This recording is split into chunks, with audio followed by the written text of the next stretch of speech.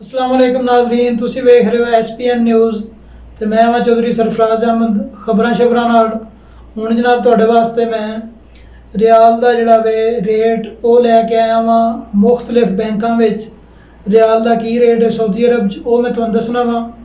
ਇਹ ਜਨਾਬ ਫੌਰੀ ਬੈਂਕ ਜਿਨ ਅਲ ਜਜ਼ੀਰਾ ਬੈਂਕ ਵੀ ਆਖਦੇ ਨੇ ਉਹ ਜਨਾਬ ਦੇ ਰਹੇ ਨੇ 73 ਰੁਪਏ 49 ਪੈਸੇ ਤੇ ਫੀਸ ਹੈ ਉਹਨਾਂ ਦੀ 7 ਰਿਆਲ। ਉਸ ਤੋਂ ਅੱਗੇ ਜਨਾਬ STC पे 73 ਰਿਆਲ 36 पैसे फीस उन्होंने कोई नहीं।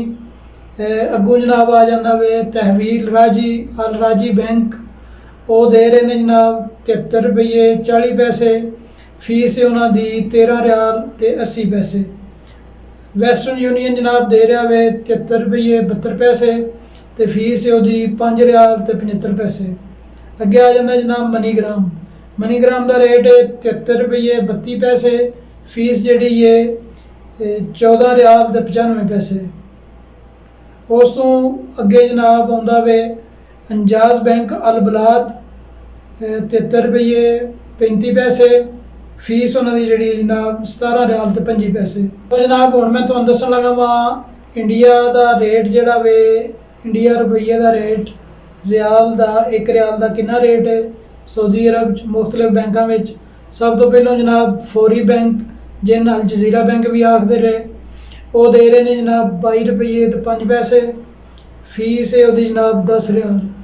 उस तो अगे भी जनाब तहवील अल राजी जोड़ा कि अल राजी बैंक भी जिन आखते हैं उन्होंने रेट है 21 रुपये 85 पैसे फीस है उन्होंने 13 रियाल ते 80 पैसे। STC पे वाले जोड़े ने वो जनाब दे रहे हैं 21 रुपये 88 पैसे फीस है उन्होंने जनाब 17 रियाल ते 25 पैसे।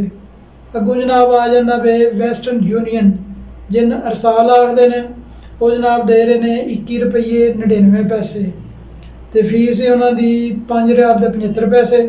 उस तो अगे जनाब मनीग्राम जोड़ा वे वो दे रहे हैं 21 रुपये 90 पैसे फीस उन्होंने 14 रियाल 95 पैसे।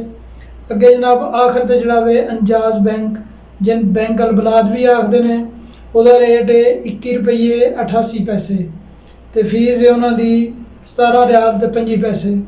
ये जनाब ये जोड़ा रेट है ये तकरीबन 3-4 दिन यही रहा वे ये जोड़ा वे मौजूदा रेट मैं तुहानू दस्सिया वे। वेखते रहो SPN न्यूज़ ते चौधरी सरफराज नाल सुनते रहो खबरां।